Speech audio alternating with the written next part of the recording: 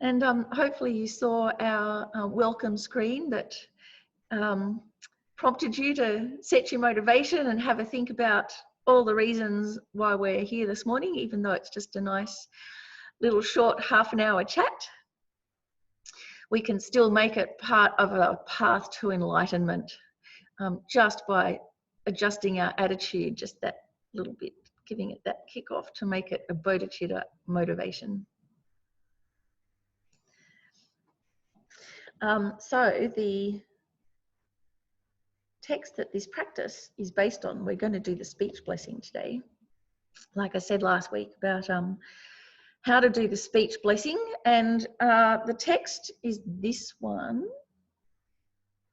This is a text put together by Lama Zopa Rinpoche called The Method to Transform a Suffering Life into Happiness, Including Enlightenment, with Blessing the Speech and Daily Mantras.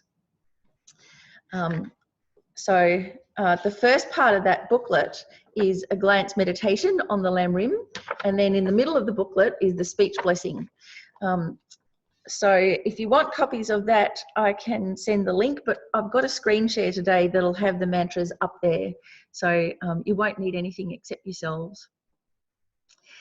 So we can set our motivation too. The really quick way to set our motivation is by just thinking we're here with an attitude of sincerity and intelligence. So that's the two wings of the bird kind of put into modern day language in a way.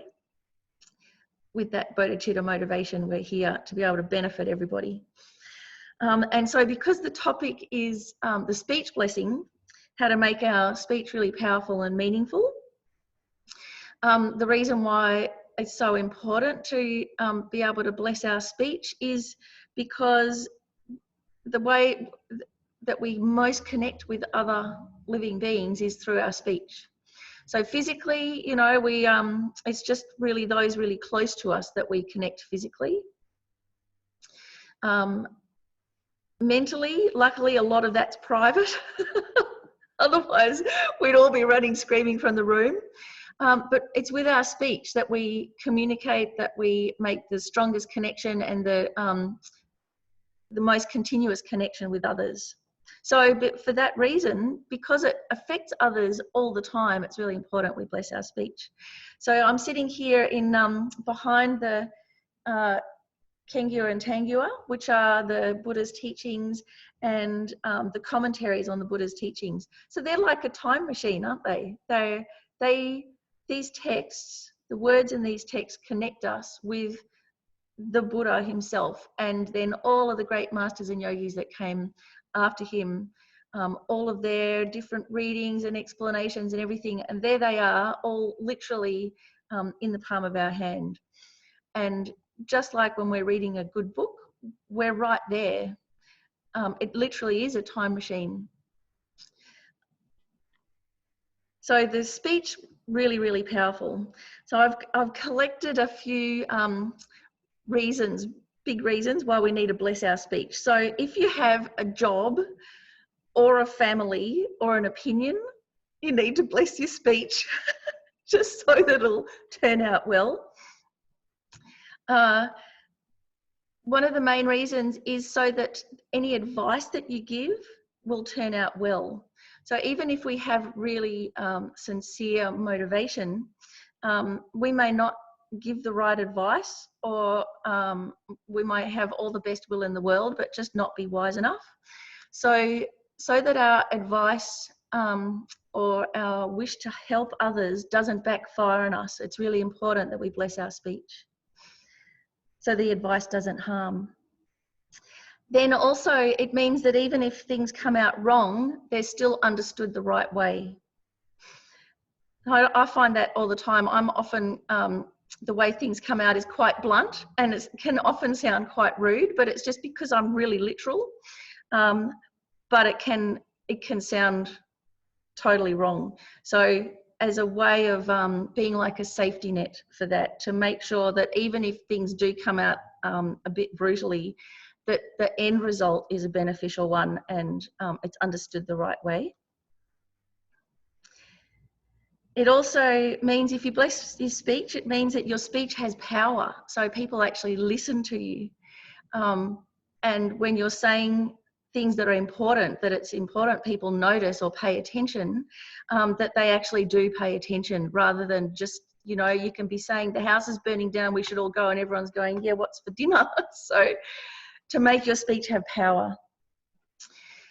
It's really good for when you're relying on your speech. So for big court cases coming up, for family conferences where big decisions have to be made, or you really got to put your case, for job interviews. I don't know anyone who likes a job interview, and most of it is because we don't have confidence that we're going to come across the way that's going to make the proper effect that we want. So for a job interview, so our speech has power, so people notice what we need them to notice. It's also so that your prayers and practices bring results.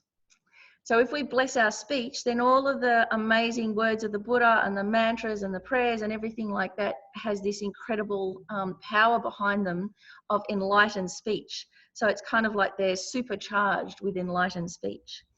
So it really makes our prayers and practices have power and momentum and be able to bring those results. Also, as a class leader, every single time I will, before leading a class, I'll do my speech blessing, just because it's such a big responsibility, isn't it? So you have to have all your bases covered. So Robin wants to know, is the speech blessing something that only comes over years of practice, or is it literally each time you do it? Well, we should be, if we talk, we should do the speech blessing every day. And so, of course, as we do it, we'll get more familiar with it. And that's why I wanted to introduce you to it, so that you're not intimidated by it, because it's really simple and it's really lovely practice. So I'll also tell you a little story now of why it's really important. So I think I should take the prize for the world's worst autocorrect. Because every now and again, there's some people that have my mobile number, and it's there for life and death matters. You know, if someone's died or been in a car accident or something's happened.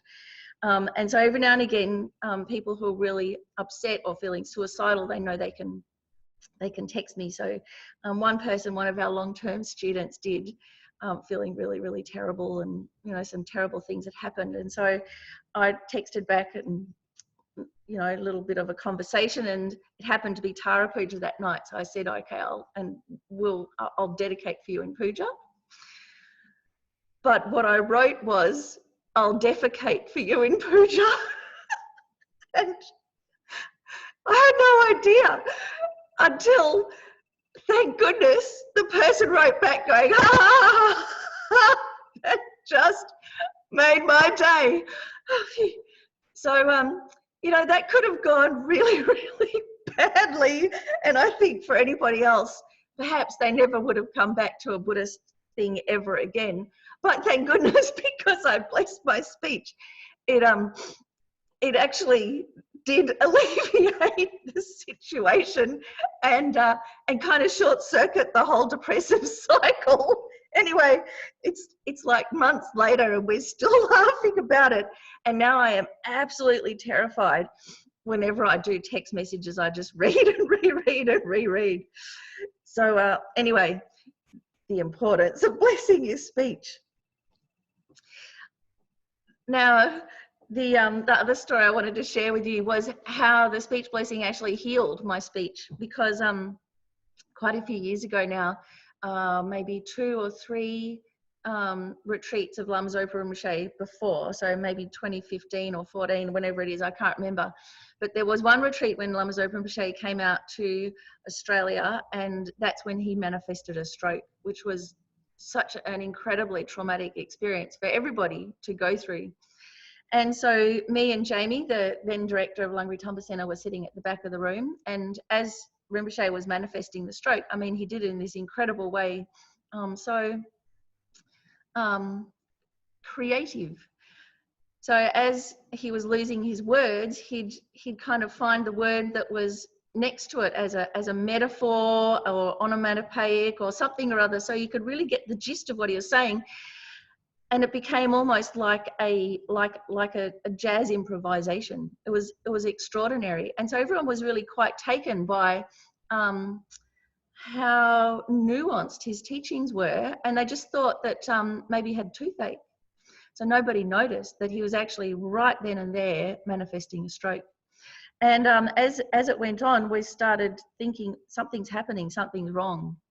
So a few of us at the back of the room were thinking this, and I just had this terrible fear of public speaking, and I couldn't say anything about it. All I wanted to do was stand up and say, "There's something's happening, like serious, get an ambulance." But I couldn't do it, and neither could anybody else in the room, not even the long-term students. Everyone was quite oblivious to it. That's our grasping at permanence right there. So I couldn't speak up, and what happened psychologically was I came, the retreat stopped. I came back to Brisbane on the plane, got back to Brisbane and got this incredible flu. The flu was so bad that my teeth were chattering. I actually bit my tongue and drew blood. And so I lost my voice, and I completely lost it for about 10 days. And it took about a year for it to come back. So it was really croaky. There's a whole year worth of sound files where it's croaky. I couldn't lead puja. I couldn't get from more than halfway into one line and I'd lose my puff. So it was kind of this thing of like actually losing my voice because I lost my voice. It was so incredibly traumatic. And then about a year later, so there was this year of having no voice, and then Lama Zopa Rinpoche sent out this practice. And the next retreat that he led, he actually spent the whole time teaching on this practice. And so immediately I started doing the speech blessing, and my voice came back. And I knew my voice had come back because I'd finally got some physio 8 months later, being on the waiting list. And one of the things that she said was you have to always drink lots and lots and lots and lots of water to lubricate your voice box.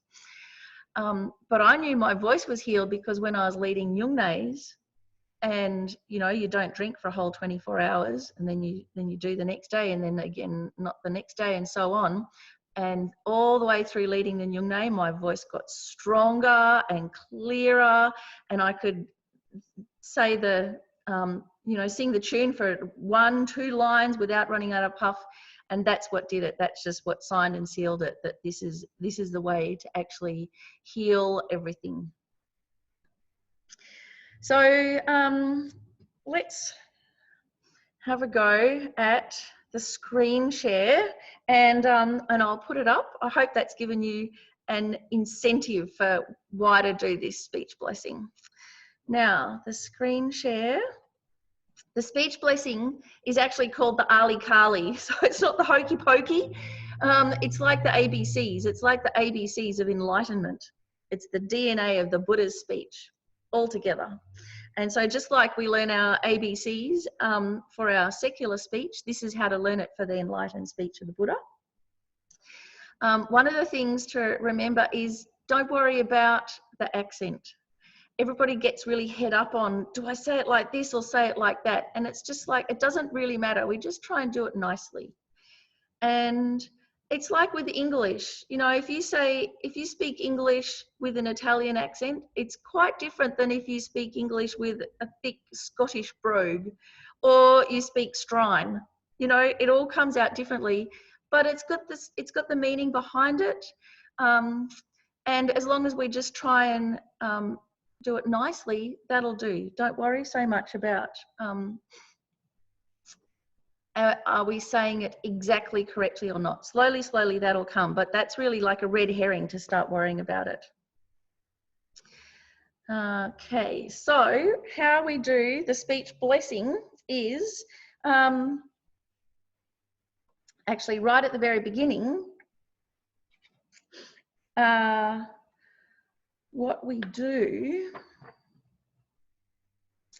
is take refuge. So it's just a really short 2-line refuge prayer. I take refuge in the 3 rare sublime ones. May I become a Buddha to benefit transmigratory beings. That's it in a nutshell, isn't it? Refuge in the 3 rare sublime ones, and by doing so, may I become a Buddha to benefit transmigratory beings. Then you dissolve your sense of self, that inherent sense of self, into emptiness. So you think you purify that sense of I into emptiness, because it's empty in reality. Your wisdom realizing emptiness experiences great bliss. And then spontaneously you arise as the deity. So which deity? Whichever your main practice is, that one. And so I've found over the years, sometimes, you know, by running Lungri Tungpa Center day to day, I need to manifest Tara's energy. Other times it's Kurakula. Sometimes it's Chenrezig. So there'll kind of be a theme that'll go for several months. So it's arising as the deity that you have the permission to arise as, that you've had the initiation, or your main daily practice. If you don't have initiation, that's okay. You still dissolve that inherent sense of I, of self, into emptiness. Your wisdom realizing emptiness experiences great bliss. And then you arise as your best self with a body of light. And so it's that enlightened potential of body, speech, and mind that you're blessing. And that's what you're identifying with. So then a red R arises in your tongue. So that's the seed of enlightened speech. And then it transforms into a sliver of a moon disc on your tongue.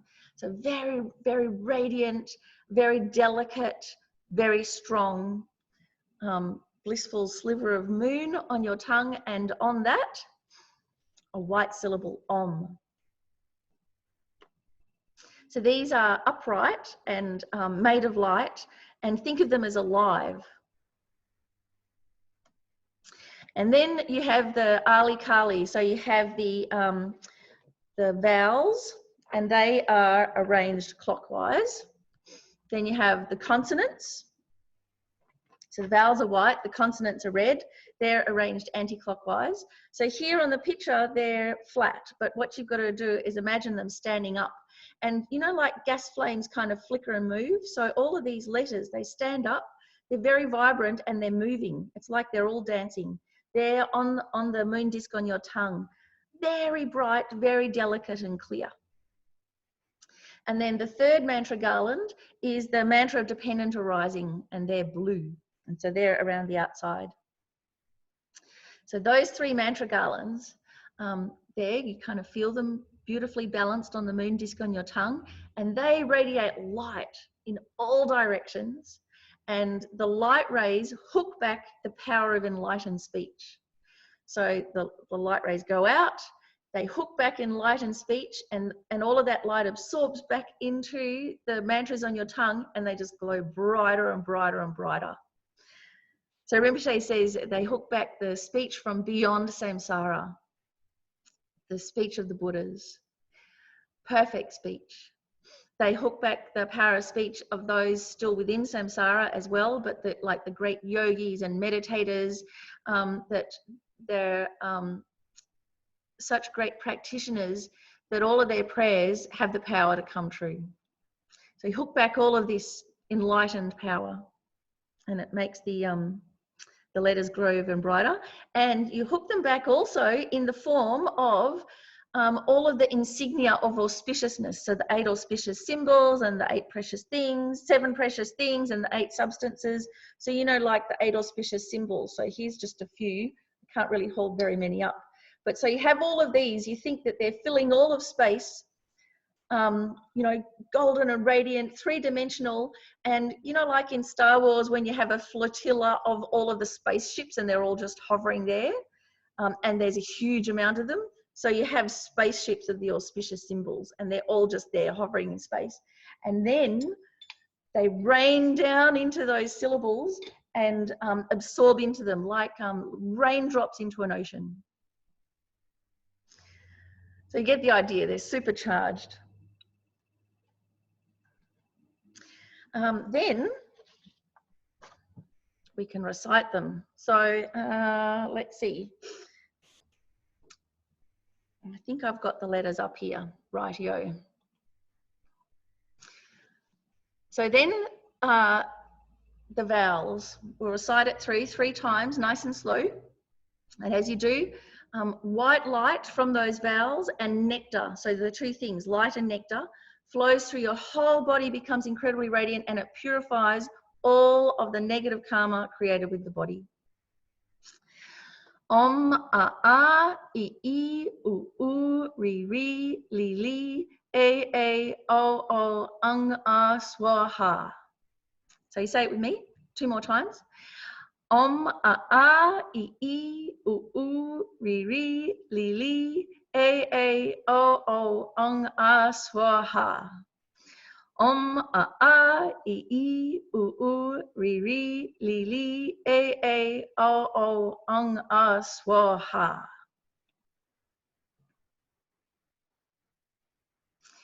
And then I just have to hide that. Rightio. Then the consonants. So the red light and nectar flow through your whole body, purifying all the negative karma ever accumulated with the speech in this life and all previous lives. Om kaka gaga na, ta ta da da na, ta ta da da na, ta ta da da na, papa baba ma, yara lava, shaka sahaka swaha. Om kaka gaga na, ta ta da da na, ta ta da da na, ta ta da da na, papa baba ma, yara lava, shaka sahaka swaha. Om kaka gaga na, ta ta da da na, ta ta da da na, ta ta da da na, papa baba ma, yara lava, shaka sahaka swaha. And then the mantra of dependent arising. So the blue letters, incredibly rich like bottle blue, light and nectar, flow through your whole body, becomes incredibly radiant, purifying all negativities associated with the mind, with attitudes, with feelings, with incorrect views. Om ye Dharma hetu prabhava, hetun tekan tatagato, haya vada tekan sayo, nirodha, evam vadi maha shramanaya swaha. Om ye Dharma hetu prabhava, hetun tekan tatagato, haya vada tekan sayo, nirodha, evam vadi maha shramanaya swaha. Om ye Dharma hetu prabhava, hetun tekan tatagato, haya vada tekan sayo, nirodha, evam vadi maha shramanaya swaha.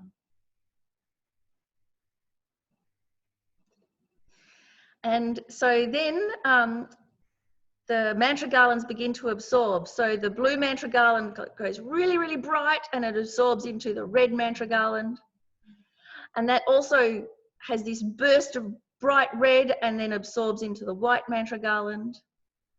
And that dissolves into brilliant white light, absorbing into the Om,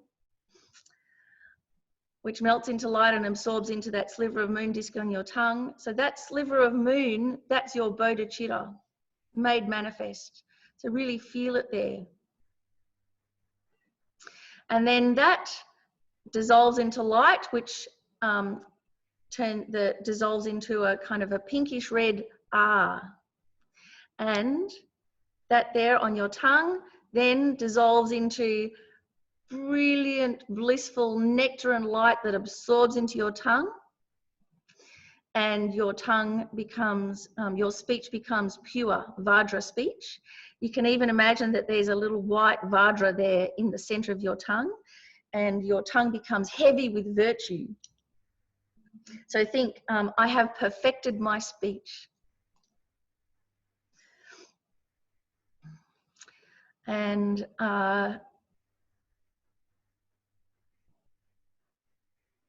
This dedication. So let's read this together. May my tongue, sense base, have all the courage of the ones gone to bliss. By the magnificence and power of my words, may all sentient beings be subdued. May all the meanings of whatever words I say be accomplished. So the power of speech then from beyond samsara, your speech becomes perfect. Whatever you recite is multiplied 10 million times, or your speech, even gossiping, becomes the recitation of mantra. And the power of speech will not be taken away by eating black foods. So how amazing is that? Okay. So I think I've stopped the screen share. And so yeah, Maureen, the ta-ta da-da na and tra-ta da-da na, all of that, that's to do with trying to get our accent right. So in the Tibetan, one of the lines, it's like ta-ta da-da na, and then the other one you say it with your tongue slightly curled, ta-ta da-da na. So it is a nuance that if you knew Tibetan, it would make sense. So you just do the best you can. So then, are there any other questions or comments or anything like that? Just put them in the chat. Oh, Robin, you like the illustrations? Well, that's good. Though, you know, compared to what's in your mind, they're a very poor substitute. Oh, so now I'm going to just run the poll for a moment. Launch polling. Okay. So hopefully you can see the poll. So the poll, the question is, which benefit are you most looking forward to with the speech blessing? So you can pick any that you like. Can you see the poll? Have you all allowed your polling pop-ups? One person can. So you can pick as many options as you like that really resonate the most with you. If you can't see the poll, then what we've got is talking harmoniously with the kids. So my prayers have power. I've got a big court case, job interview, family conference coming up. So my constant talking to myself blesses the ears of others. Oh, hello, so I can surprise my partner and they see you with fresh eyes. Or, so I'll have the courage of my convictions. I kind of put in the courage of my convictions because that was really my, you know, personal learning from injuring my speech, from not being able to speak up, was just how ashamed I was of my fear of public speaking and that kind of, that pull, that drag that you just can't do it. And I really just thought, okay, so is that how fickle I am, that I don't have the courage of my convictions, that I can break through that and actually stand up for something? And I often see, even just in day-to-day life, when you see a video of someone standing up for someone being bullied on a bus or something, and I think, wow, there's no way I'd be able to do that. And that I'm ashamed of, and that's really something I want to deal with in this life. So for the last few years, that's been my kind of inner journey to be able to have the courage of my convictions and really speak up for what I am sincere about, regardless of whether I'm terrified or not. So it's lucky for you, because it means that here I am chatting with you online and leading classes and things, even though, you know, for the first 10 years it was just terror, blind terror the whole time. Anyway, let's see, what's the winner? The winner, just because I gave a little rave maybe, the winner, clearly, number one, no, so the last one, so I'll have courage of my convictions, 5 out of 6 people, and so my prayers have power. So that's really wonderful. What a very nice response to the poll. And hopefully you'll be able to do the speech blessing every day. You can find it on the FPMT website store. as a PDF to just download by donation. If you can't find it, then please just email Language Humper Centre and I can send you out the link and you can download the PDF. So what we're going to do next week is kind of following on from a theme. So here we are, we've learned how to bless our speech. Hopefully you'll blitz it all week and get really confident with it and, you know, say it out loud. You've got to bless your speech by actually using your speech. And so then next week, because our Dharma in Pyjamas is like two weeks on and 1 week off, next week we're going to have a look at how to sing your heart out at puja. So why puja is important, how to sing without coughing, and how to really get the most out of coming to a puja, because our pujas online have been really spectacular, quite surprisingly so, but really quite moving, and people have been really involved in them. But there's something you'll need to bring. You'll have to bring a straw, you know, a drinking straw. So hopefully that's sufficiently piqued your interest. And thank you so much, everybody, for coming. Good morning. Go and have your morning coffee now. Oh, yeah, that was the last thing. So what I've managed to do when I bless my speech, I have my cup of coffee with me.